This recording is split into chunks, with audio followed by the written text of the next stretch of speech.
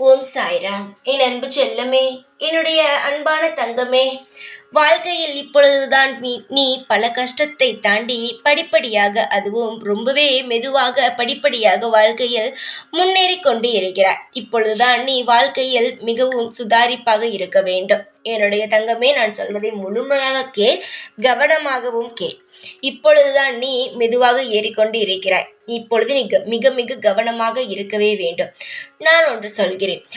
நீ யாரிடமாவது பேசினாலும் சரி, என்ன விதமாக அவரை தெரிந்தவரோ தெரியாதவரோ பேசினாலும் சரி, யாரையாவது உன் உறவினர்களை வீட்டுக்குள் கூப்பிட்டாலும் சரி, பார்த்து கூப்பிடு. ஏனென்றால் யாருடைய மனதில் எப்பொழுது எந்த மாதிரி எண்ணங்கள் இருக்கிறது என்பது யாருக்குமே தெரியாது. முதலில் உனக்கு தெரியாது. எல்லாரையும் நல்ல விதமாகவே பார்த்து பார்த்து நீ என்ன நினைக்கிறாய்? எல்லாருமே நம்மளைப் போலத்தான் இருப்பார்கள் என்று நினைக்கிறாய். நீ எதுவுமே யோசனையே இல்லாமல் ஒரு வீட்டிற்குள் செல்வாய். யோசனையே இல்லாமல் எப்பொழுதும் போல ஒரு நபரிடம் பேசுவாய். ஆனால் அவர்களும் அப்படியே பேசுவார்கள் என்பது ஒரு பொழுதும் கிடையாது.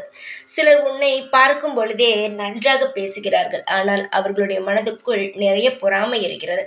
நீ வெளியில் நன்றாக இருப்பது போல் காட்டிக்கொள்கிறாய் அல்லவா? அதனால் நீ நன்றாக இருக்கிறாய் என்று நினைத்து நீ இவ்வளவு சந்தோஷமாக இருக்கிறாயே என்று அவர்கள் நினைத்து விடுகிறார்கள்.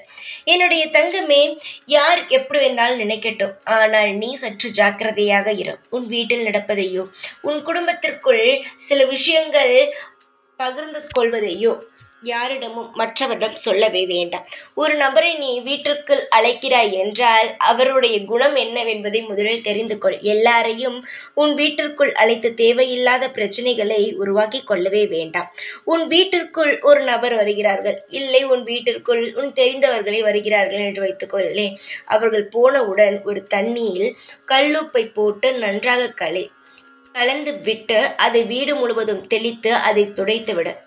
உன்னுடைய வீட்டில் இருக்கும் கண் திருஷ்டியானது சீக்கிரமாகவே அந்த வந்த வழியிலேயே ஓடிவிடும். இது நான் சொல்லும் ஒரு விஷயம். இதை நீ தொடர்ந்து செய்து கொண்டே இரு.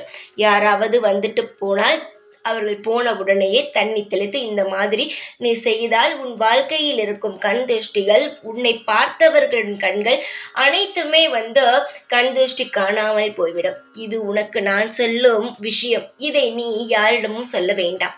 ஏனென்றால் எல்லாரும் சுதாரித்து விடுவார்கள் அல்லவா? தங்கமே, நீ நல்ல குழந்தை. நீ எப்பொழுதுமே தங்கமான குழந்தை. உனக்கு உன் எண்ணம் போலவே நல்லதாகவே நடக்கும். அதை நீ ஞாபகம் வைத்துக்கொள். சின்ன சின்ன பிரச்சனைகளுக்கோ விஷயங்களுக்கோ அழாதே. கண்ணீரை துடைத்து கொண்டு இந்த சாய் இருக்கிறேன் என்ற நம்பிக்கையில் எல்லா விஷயத்தையும் கடந்து வா. உனக்கான ஒரு பிரம்மாண்டமான வாழ்க்கை காத்திருக்கிறது. சீக்கிரமாகவே அதை அனுபவிப்பாய். உனக்காக நான் இருக்கிறேன். ஓம் சாய்ராம்.